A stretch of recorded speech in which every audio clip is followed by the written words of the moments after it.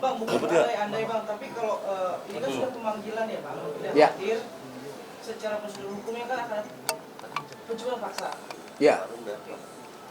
Langkah apa yang Abang lakukan kalau memang misalnya ya, tidak tertulis? Oke, jadi secara hukum normatif dalam hukum acara, saya pikir tidak ada alasan lagi ya, tidak ada alasan lagi untuk bagi penyidik tidak menahan ya, seperti yang saya sampaikan tadi, karena unsur subjektif dan objektif telah terpenuhi. Tapi kalau kemudian apa yang saya sampaikan ini juga tidak terlaksana oleh penyidik dan atasan penyidik di Subdik 3 Cyber Polda Metro Jaya, kami akan melakukan upaya-upaya lain sebagai contoh yang diatur dalam Peraturan Kapolri Nomor 6 Tahun 2019 di Pasal 41. Ya. Seharusnya adanya pengawasan yang bersifat insidental dari atasan penyidik. Ya, jadi untuk ke depan kami akan melakukan upaya-upaya hukum untuk menyampaikan hal ini kepada Bapak Kapolri Seki Irwasum. Demikian dia. Ada lagi? Bang, ini kalau soal kronologi sendiri, maaf mengulang gitu kan. Diki sempat ngomong bahwa kenapa adanya ini semua karena dia bilang mengantongi terhadap berbahayanya dokter Gladys berupa jarum suntik kan, yang katanya tidak boleh berdagang bebaskan. Di e-commerce itu gimana Bang? Apa klarifikasi dari dokter sendiri? Baik, jadi sebenarnya ini kan sudah masuk dalam materi pokok perkara ya. Tetapi sedikit saya sampaikan. Sebenarnya kalau misalnya ada yang mengatakan bahwa klien kami ini melakukan penjualan terkait produk ilegal, pertama laporkan, itu ya, laporkan. Jadi jangan berbicara masalah dia review, kemudian melakukan pengancaman-pengancaman. Ini kan niat dari awal sudah jelas, terstruktur, ya. Dia katakan ada produk yang ilegal, kemudian dia tidak laporkan, tetapi dia lakukan review. Nah ini kan terstruktur nih, ada niatnya dari awal nih, ya. Yang kedua, saya sampaikan dengan tegas bahwa klien kami tidak pernah ya menjual produk seperti yang disampaikan oleh tersangka dan kawan-kawannya. Ya, tapi kalaupun memang dia sudah menjual produk itu, ingat ya, yang perlu saya sampaikan, saya senggol sedikit ya materi pokok perkaranya, produk itu dibeli, perlakuannya itu di klinik. Ya, perlakuannya klinik, bukan seperti yang disampaikan oleh si tersangka tersebut. Ya, ada lagi? Bang, tapi dari dokter RG sendiri ya, secara pribadi benar-benar ingin malam ini kedua orang itu ditangkap apa gimana Bang? Oh iya jelas, jadi kan dari awal sudah saya sampaikan bahwa klien kami ini paham hukum acara. Artinya terlepas dari keinginan dia, ya. Perlu saya sampaikan kepada rekan-rekan semua bahwa klien kami tidak mempunyai dendam terhadap tersangka. Tetapi karena dia paham tentang hukum acara, maka dia berharap hukum normatif, hukum acara itu terlaksana oleh penyidik. Saya pikir itu, ya. Lagi? Tapi dari dokter Gladys sendiri sudah mengetahui sebelum sih Bang, ini kan bisa dibilang pemanggilan terakhir yang keduanya Niki ya, tetapi dia tidak hadir Bang, gitu. Seperti kecewa juga nggak sih dokter Gladys? Kalau dibilang kecewa, ya sudah pasti ya, sudah pasti kecewa. Kekecewaan ini bukan berdasarkan like dislike ya, tetapi kekecewaan seorang warga negara terhadap penyelenggara negara yang tidak melaksanakan hukum normatif. Ya, jadi klien kami ini kan saya harus sampaikan berulang kepada rekan media bahwa beliau ini paham hukum acara. Jadi kekecewaan dia terhadap penyelenggara negara yang tidak melaksanakan hukum acara. Ini kan pengangkangan terhadap konstitusi. Saya pikir itu ya, secara pribadi dia tidak dendam. Ada lagi? Itu soal produk itu memang bukan dijual di e-commerce, tapi kalau mau melakukannya tindakan harus dikulik seperti itu ya Bang? Ya, kuncinya begini ya. Ini senggol-senggol sedikit ya. Pada intinya si pembeli membeli di e-commerce, kemudian diberikan voucher. Ya, cukup itu ya. Diberikan voucher, kemudian voucher dibawa ke klinik, lalu perlakuannya ada di klinik. Ya, jangan diperpanjang. Nanti saya masuk dalam materi pokok perkara ini. Nanti penyidik ini agak marah sama saya ini. Oke, yang lain?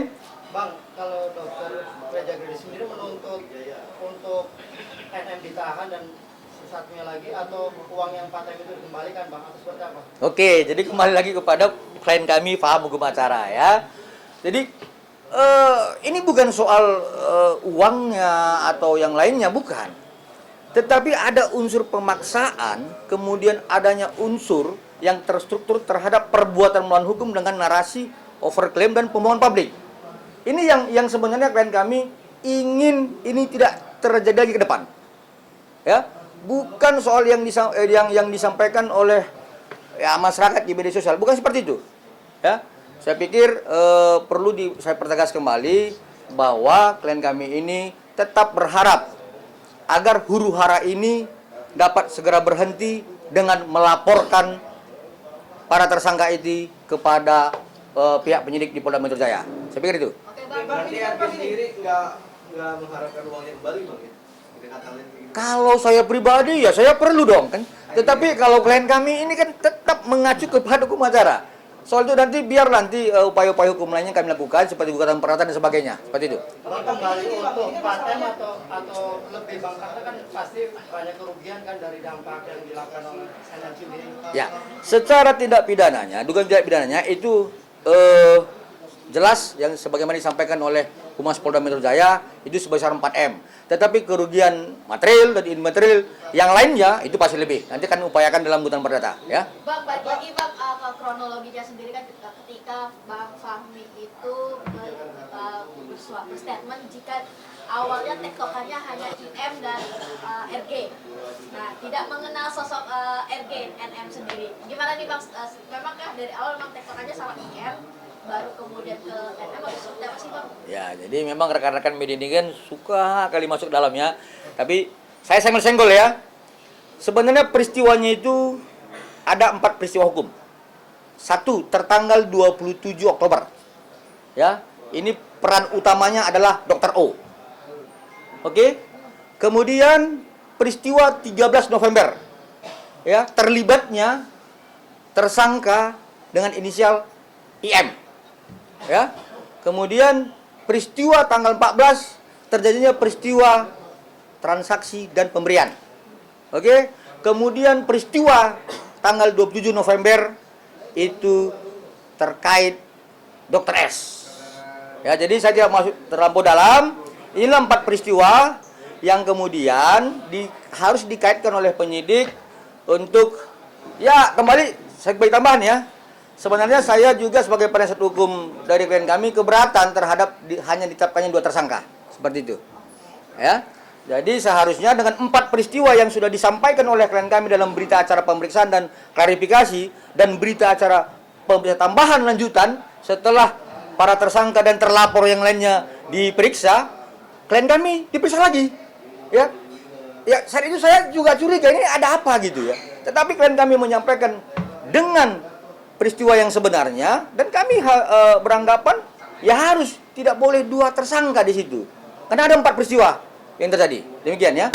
Bang, berarti ini sekali lagi bukan dalam waktu yang cukup singkat ya Bang? Dimulai dari November berarti ya? Oktober, 27 Oktober. Dimulai dari Oktober sampai November. 13 November. November, Desember, Januari, Februari. 5 bulan, 4 bulan ya Bang? Kalau laporannya kan 3 Desember nih, 2004. 3 Desember. Kan karena kan banyak begini, banyak bilang, kok giliran yang ini cepet banget sih naiknya statusnya segala macam gitu kan? Oke.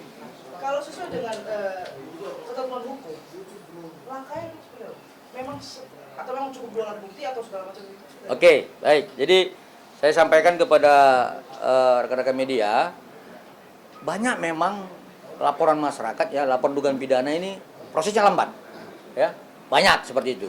Tapi ya saya harus sampaikan bahwa mungkin alat bukti dan barang bukti yang disampaikan oleh pelapor itu sifatnya kabur, ya, obskaliber ya. Tetapi klien kami ini menyampaikan barang buktinya sebagaimana pasal 39 KUHP itu dengan terang benderang. Ya, kemarin Humas Polda Metro Jaya kan sudah sampaikan ada 9 barang bukti. Ya, hasil tangkapan layar percakapan ya, kemudian hasil rekaman dan sebagainya. Nah, 9 barang bukti ini kalau dalam pasal 184 KUHP itu dimasukkan ya, di-compare dia ketika ini sudah terpenuhi minimal 2 alat bukti, maka penyidik dapat menetapkan tersangka. Seperti itu. Jadi mulai tanggal 3 Desember kita buat laporan, kemudian tanggal 30 Desember itu kami menerima SPDP dan SP2HP bahwa sudah dilakukan gelar perkara dan dinaikkan statusnya dalam tingkat sidik. Itu 30 Desember, berarti 27 hari ya. Nah, artinya barang bukti yang terang benderang yang dikatakan Humas Polda Metro Jaya ada 9 barang bukti itu dalam waktu 27 hari divalidasi. Ya, divalidasi oleh penyidik. Sebenarnya kalau saya penyidik itu cukup 5 hari. Kenapa? Ini terang benderang. Ya, tetapi ya sudahlah. Ini penyidik saat itu kan ingin bahwa ini tidak ada upaya-upaya hukum prapit atau upaya hukum perawan yang lain dari ya tersangka yang akan ditetapkan dalam gelar perkara. Seperti itu dia. Nah, kemudian tanggal 30 Desember setelah kami menerima SPDP dan SP2HP, lalu 1 bulan kemudian dilakukan gelar perkara ya beberapa waktu yang lalu. Nah, ini kan sudah 1 bulan lebih. Nah, kalau banyak ada yang menyampaikan ini terlampau cepat dan sebagainya, saya pikir itu yang tidak paham hukum acara itu. Ya, yang pasti adalah barang bukti yang kami sampaikan itu terang benderang kemudian divalidasi dalam proses lidik menjadi alat bukti yang sangat terang benderang. Demikian. Bang,